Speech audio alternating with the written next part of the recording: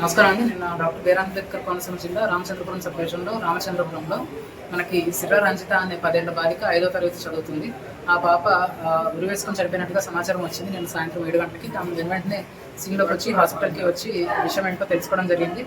ఆ తర్వాత scene of offence అంటే ఇంటికి వెళ్ళి పలు వ్యక్తుల్ని విచారించి ఏం జరిగింది అని తెలుసుకోవడం జరిగింది. తల్లి చెప్పడం దాని ప్రకారం అయితే నిన్న సాయంత్రం 4:40కి తల్లి కాకినాడలో ఉండగా పాప స్కూల్ నుంచి వచ్చిన తర్వాత పాపతో ఫోన్లో మాట్లాడడం జరిగింది. నేను ఇలా కాకినాడకి వచ్చాను, తొందరగా తిరిగి వచ్చేస్తానని మాట్లాడడం జరిగింది. అప్పుడు పాప బాగానే మాట్లాడింది. 4:40 నిమిషాలకి 6:30 గంటలకి తల్లి ఇంటికి వచ్చి చూసే సమయానికి డోర్ ఎవరో తెరవకపోవడంతో చుట్టుపక్కల ఉన్న వాళ్ళని పిలిచి డోర్ ఓపెన్ చేసి చూసేసరికి లోపల బెడ్రూమ్లో పాప ఫ్యాన్కి ఉరివేసుకొని ఉండడం కనిపించింది.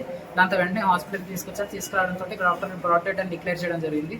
దీంట్లో నిన్ననే కేసు రిజిస్టర్ చేసి సమగ్రంగా ఇది హోమిసైడా లేదంటే సూసైడా లేదంటే ఎలా జరిగి ఉండొచ్చు, ఈ 4:40 నిమిషాల్లో నుంచి 4:40 నుంచి 6:30 మధ్యలో సాయంత్రం ఏం జరిగింది అనే విషయం తెలుసుకోవడం వరకు ఇన్వెస్టిగేషన్ సమగ్రంగా జరుగుతుంది.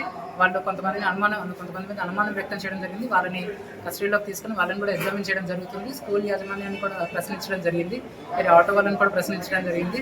ఇంకా ఏదైనా హోమిసైడా సూసైడా అని తెలుసుకునే క్రమంలో పోస్ట్ మార్టం ఈరోజు కంప్లీట్ అయింది. స్వాబ్ శాంపుల్స్ కానీ పాప స్కిన్ శాంపుల్స్ కానీ అన్ని శాంపుల్స్ మనం సేకరించి ఎఫ్ఎస్ఎల్కి పంపించడం కూడా జరుగుతుంది. ఎఫ్ఎస్ఎల్ రిపోర్ట్ రాగానే సమగ్రంగా అసలు కొద్దిసేపట్లో ఏం జరిగింది, పాపని ఆత్మహత్య చేసుకుందా లేదంటే ఎవరైనా పాప మీద అఫెన్స్ చేశారా, అసాల్ట్ చేశారా అనే విషయంపై పూర్తి సమగ్ర నివేదిక సమర్పించడం జరుగుతుంది.